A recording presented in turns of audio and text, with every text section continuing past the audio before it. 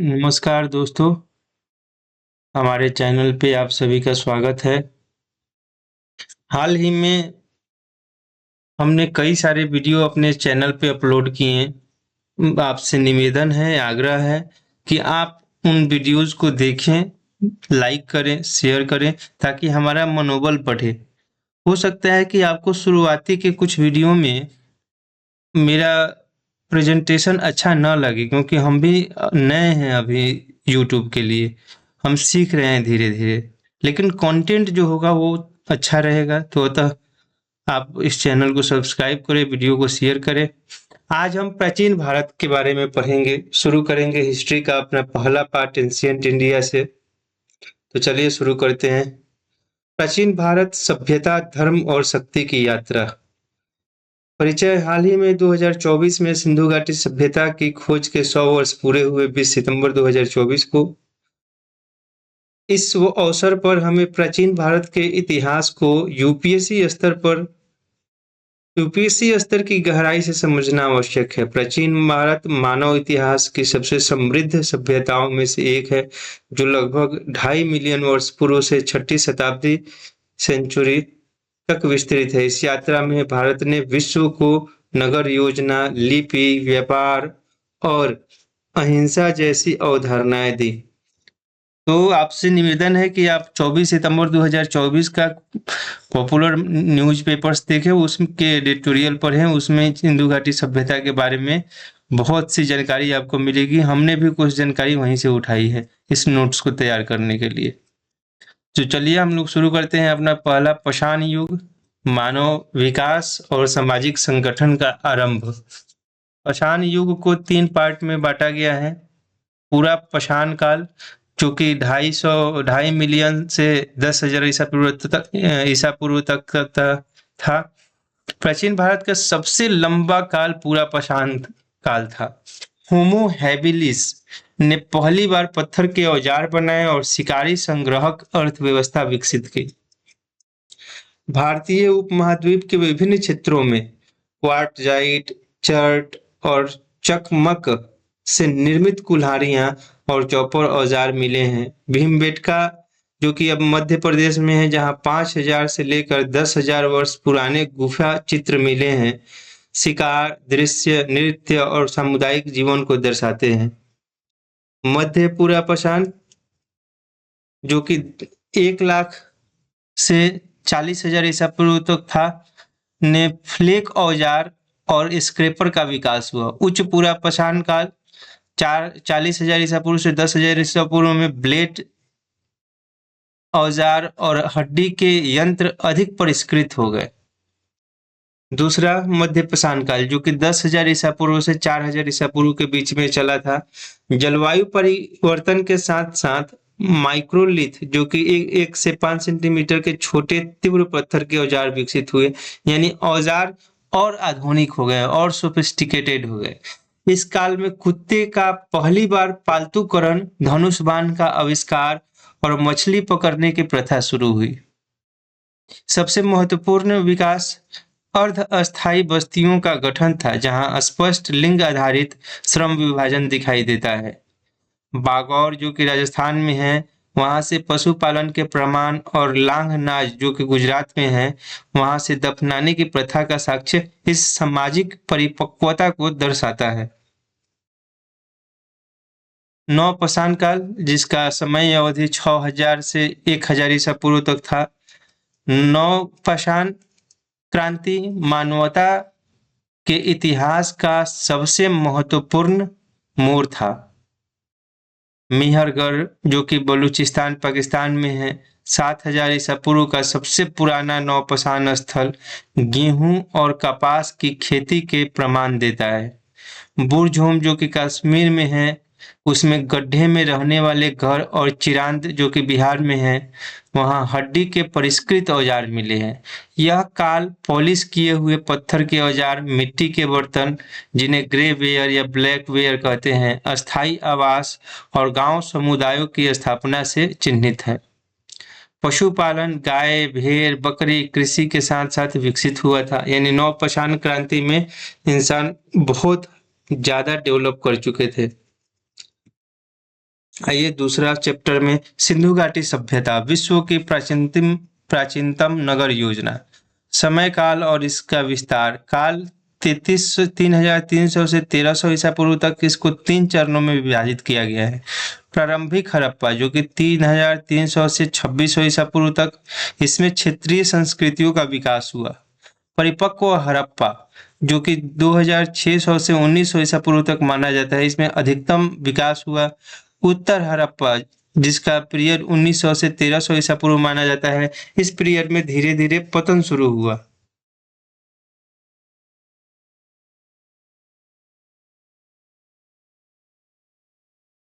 भौगोलिक विस्तार, यूनेस्को के अनुसार सिंधु घाटी सभ्यता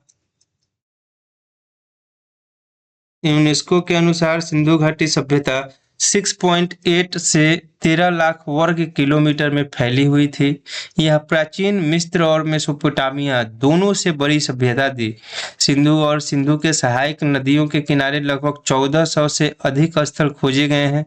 पश्चिम में सुत्का-गेंडोर अरब सागर तट से लेकर पूर्व में आलमगीरपुर, पश्चिमी उत्तर प्रदेश तक यह सभ्यता विस्तृत थी।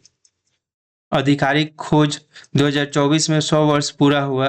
1921 में दयाराम साहनी द्वारा हड़प्पा की खोज की गई और 1922 में रखालदास बनर्जी द्वारा मोहनजोदड़ो की खोज सर जॉन मार्शल एएसआई के तत्कालीन महानिदेशक द्वारा 1924 में आधिकारिक रूप से घोषित की गई। 2024 के अक्टूबर में नए पदता बेट यानी गुजरात में 5200 वर्ष पुरानी नई हड़प्पा बस्ती की खोज हुई, जिसमें कंकालों का डीएनए विश्लेषण चल रहा है। इसलिए हम बोल रहे थे कि आप लोग इस न्यूज को फॉलो कीजिए।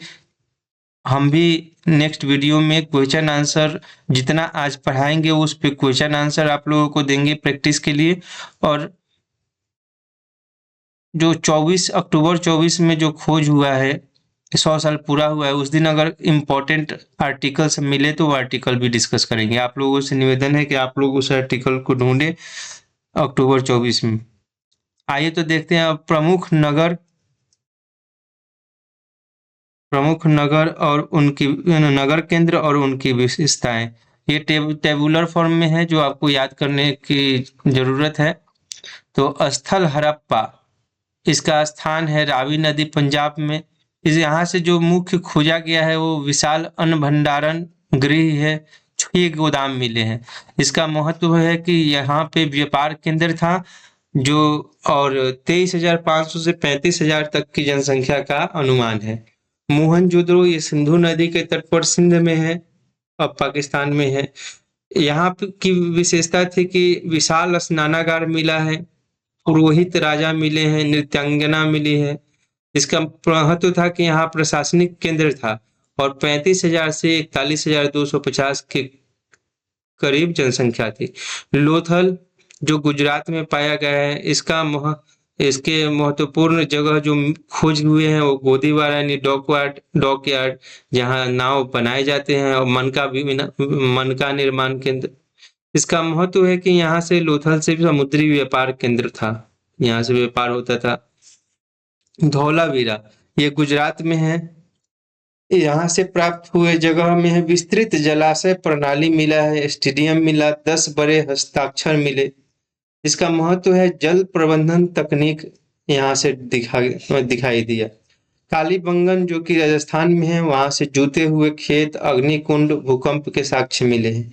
इसका महत्व है कि यहाँ से कृषि तकनीक, धार्मिक अनुष्ठान जैसे साक्ष्य प्राप्त हुए हैं। राखीगढ़ी ये हरियाणा में है। ये भारत का सबसे बड़ा 350 हेक्टेयर का कब्रिस्तान था। यहाँ से इसका महत्व है कि यहाँ आवासीय समूह जनसंख्या आकलन अच्छा से मिलता है। आइए अब देखते हैं नगर योजना, अभियांत्रिकी का चमत्कार। सिंधु सभ्यता की ग्रिड सिस्टम जहाँ सड़कें समकोण पे काटती हैं, आधुनिक शहरों के समकक्ष थी। प्रत्येक नगर में 2 स्पष्ट क्षेत्र थे। ऊपरी नगर ये सार्वजनिक भवन, मंदिर, प्रशासनिक केंद्र, और निचला नगर जो कि आवासीय इलाका रहता था। जल प्रबंधन प्रणाली, सिंधु सभ्यता का जल प्रबंधन अविश्वसनीय था। कवर्ड ड्रेन थे, यानी कि नाले ढके हुए थे। सोख्ता गड्ढे बनाए गए थे कि पानी सोख ले। सार्वजनिक कुएं और जलाशय सभी जगह मिलते थे। मोहनजोदड़ो का विशाल स्नानागार, जो कि 12 बाई 7 बाई 2.4 मीटर गहरा था, संभवतः धार्मिक या सामाजिक समारोहों के लिए उपयोग होता था।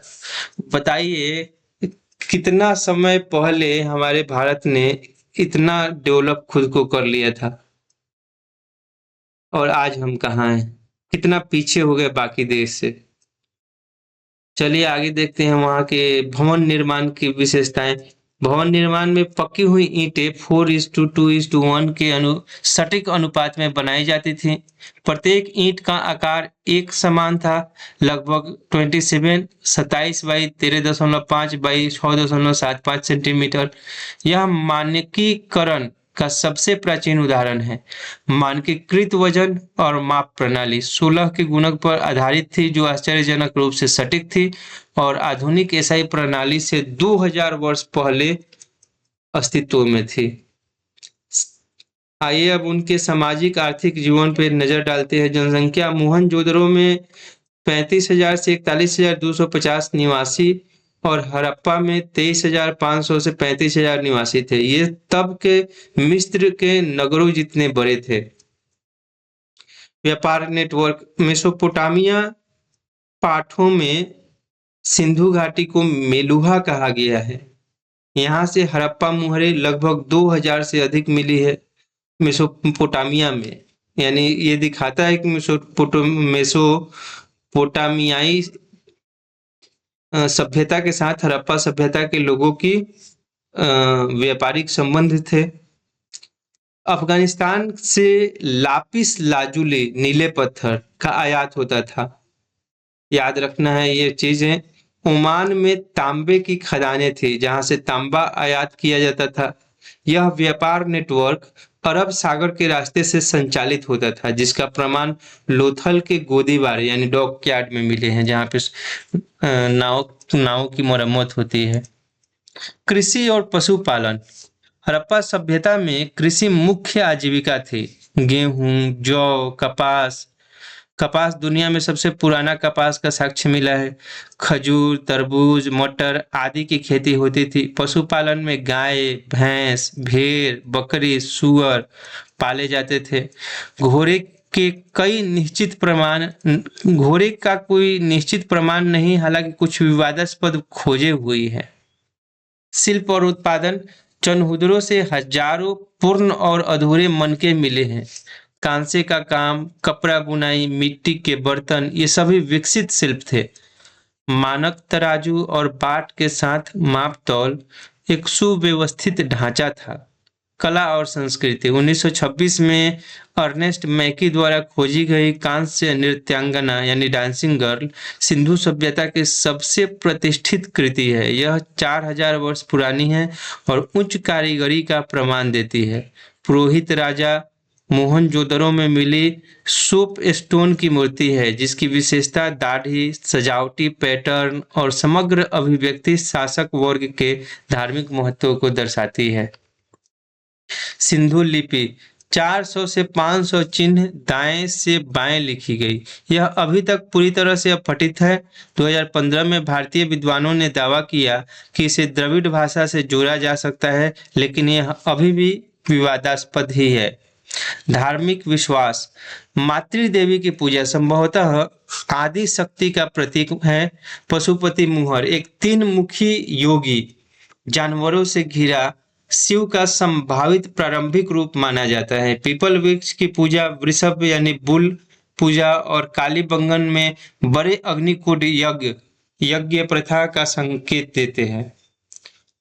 आइए अब देखते हैं कि इतनी बड़ी सभ्यता के पतन के क्या कारण है। तो इसका विश्लेषण बहुआयामी है। सिंधु सभ्यता का पतन 1900 से 1300 ईसा पूर्व में धीरे धीरे हुआ, अचानक नहीं हुआ। जलवायु परिवर्तन। सरस्वती नदी जो एक समय प्रमुख नदी थी अब सूख गई है। मानसून पैटर्न में परिवर्तन से कृषि उत्पादन में कमी आई। भूवैज्ञानिक आपदाएं। मोहनजोदड़ो में बाढ़ के 7 स्तर मिले हैं। कालीबंगन में भूकंपों के साक्ष्य मिले हैं। आर्य आक्रमण सिद्धांत यानी अरब खारिज। अब खारिज हो गया है, पहले था आर्य आक्रमण सिद्धांत। मोर्टिमर व्हीलर का प्रसिद्ध सिद्धांत कि आर्यों ने हड़प्पा को नष्ट किया पुरातत्व साक्ष्यों से समर्थित नहीं है। हड़प्पा के खंडहरों में जीव हिंसा के व्यापक निशान नहीं मिले हैं। पर्यावरणीय गिरावट, वनों की व्यापक कटाई, ईंट बनाने और मकान निर्माण के लिए मिट्टी का क्षरण और नदियों का मार्ग परिवर्तन। तथ्य ये है कि लोग पूर्व की ओर स्थानांतरित हुए, जहां गंगा यमुना दोआब में नई बस्तियां बसी। तो चलिए आज के वीडियो का तीसरा चैप्टर, वैदिक युग, ग्राम्य जीवन से राज्यों की ओर, समय काल और विस्तार। प्रारंभिक वैदिक काल 1500 से 1000 ईसा पूर्व माना जाता है। सप्त सिंधु यानी कि 7 नदियां सिंधु, झेलम, चिनाब, रावी, व्यास, सतलुज और सरस्वती में केंद्रित है। मुख्य क्षेत्र पंजाब और अफगानिस्तान था। उत्तर वैदिक काल जो कि 1000 ईसा पूर्व से 600 ईसा पूर्व तक विस्तारित था। विस्तार इसका गंगा यमुना दोआब पूर्वी उत्तर प्रदेश बिहार तक था। प्रमुख राज्य इसके हैं कुरु, पंचाल, कौशल, काशी, विदेह। साहित्यिक स्रोत और ऐतिहासिक घटनाएं। ऋग्वेद सबसे प्राचीन 1028 सूक्त और 10,600 मंत्र हैं, जिसमें 10 मंडल हैं। 10 मंडल में से 2 से 7 सबसे पुराने हैं, जो जिनका 1500 से 1200 ईसा पूर्व में रचित हुए हैं। 2 से 7 मंडल। प्रमुख देवता उस समय इंद्र थे, जिनके लिए 250 सूक्ति लिखी गई थी। अग्नि के लिए 200 सूक्त, वरुण, सूर्य, मरुत, उषा ये सब प्रमुख देवता थे। दशराज्य युद्ध, 10 किंग्स बैटल, भरत राजा सुदास और 10 अन्य राजाओं के बीच परुष्णी यानी कि रावी नदी पर हुआ महान युद्ध को दशराज्य युद्ध कहते हैं। यह ऋग्वेद में दर्ज सबसे प्रसिद्ध ऐतिहासिक घटना है। सामवेद, यजुर्वेद, अथर्ववेद ये सब तीनों उत्तर वैदिक काल में रचना हुई। इनकी ब्राह्मण ग्रंथ, शतपथ ब्राह्मण, ऐत्रेय ब्राह्मण, ये यज्ञ की विधियों की व्याख्या करते हैं। उपनिषद, टोटल 108 उपनिषद थे, जिनमें से 13 प्रमुख है। ब्रह्मा, आत्मा, मोक्ष की अवधारणा। सत्यमेव जयते ये मुंडक को उपनिषद से लिया गया है और वसुधैव कुटुंबकम महाउपनिषद का प्रसिद्ध मंत्र है। राजनीतिक संरचना में परिवर्तन। प्रारंभिक वैदिक यानी राजा जनजातीय मुखिया था, वंशानुगत नहीं थी। सभा, समिति, विधत, गण ये विभिन्न स्तरों पर लोकतांत्रिक परिषदें थीं। महिलाएं भी समिति में भाग लेती थी। उत्तर वैदिक राजा की शक्ति केंद्रीकृत हो गई। राज्य सूय, अश्वमेघ, वाजपेयी यज्ञ से राजकीय सत्ता प्रदर्शित होती है। सभा समिति का महत्व कम हो गया। सामाजिक परिवर्तन, समतावाद से पदानुक्रम तक। प्रारंभिक वैदिक समतावादी समाज, वर्ण केवल व्यवसाय पर आधारित। यह जन्म आधारित नहीं था। ब्राह्मण पुरोहित होते थे, राजन्य योद्धा होते थे, विश्व व्यापारी होते थे, शूद्र सेवक होते थे। महिलाओं की उच्च स्थिति, घोषा, अपाला, लोपामुद्रा जैसी विदुषी महिलाएं वेद रचना में योगदान देती थी। स्वयंवर प्रथा, महिलाओं को दूल्हा चुनने का अधिकार था। उत्तर वैदिक काल, पदानुक्रमणीय समाज। पुरुष सूक्त ऋग्वेद के 10.90 में इसका जिक्र है। वर्ण व्यवस्था को धार्मिक वैधता देता है। ब्राह्मण ब्रह्मा के मुख से, आध्यात्मिक पुरोहित वर्ग, क्षत्रिय भुजाओं से, योद्धा राजा, वैश्य जांघों से, व्यापारी या किसान, शूद्र पैरों से, सेवक, वेद अध्ययन वर्जित। महिलाओं की स्थिति गिरी, संपत्ति अधिकार सीमित, वैदिक अध्ययन निषिद्ध और पर्दा प्रथा शुरू हुआ। गोत्र प्रणाली, बहिर्विवाह अनिवार्य हो गया। आर्थिक विकास, पशुपालन से कृषि तक। प्रारंभिक वैदिक पशुपालन प्रधान, गाय संपत्ति का मापदंड, गोमत, गविष्ठ, गायों के लिए युद्ध, गायों के लिए संघर्ष को गविष्ठी कहा गया है। कृषि, जौ मुख्य फसल थी उस समय वैदिक काल की। प्रारंभिक वैदिक काल की। उत्तर वैदिक काल, कृषि अर्थव्यवस्था का केंद्र, कृष्ण अय्यस यानी लोहा का प्रयोग शुरू हो गया था। फसलों में गेहूं जिनको गोधुम कहा जाता था, चावल जिनको व्रीहि, जौ, दलहन ये सब प्रमुख थे। हल प्रणाली 6 से 12 बैल वाले हल होते थे। शिल्प का बढ़ई, लुहार, बुनकर, कुम्हार ये विकसित हुआ था। मुद्रा में निस्क, शतमान, सोने चांदी के सिक्के चलते थे। धार्मिक विकास, सरलता से जटिलता, प्रारंभिक वैदिक प्रकृति देवताओं की सरल पूजा, खुले में यज्ञ। उत्तर वैदिक में ब्राह्मणों का वर्चस्व, महंगे यज्ञ, राजसूय, अश्वमेध, दार्शनिक विचार, कर्म, पुनर्जन्म, मोक्ष।